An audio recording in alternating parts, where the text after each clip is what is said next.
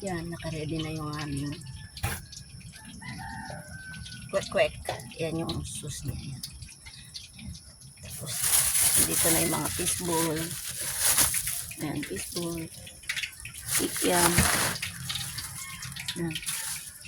Dito lang namin nilalagay guys sa sa styro kasi siyempre nasa labas lang ng bahay. Pero nandito lang naman kami sa tabi ng tindahan. Ano namin yan.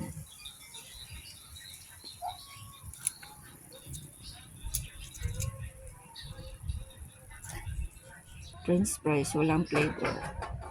Nalagyan pa yan ng flavor. Yan na, may flavor na guys. Let's do it. Let's eat it pala mali.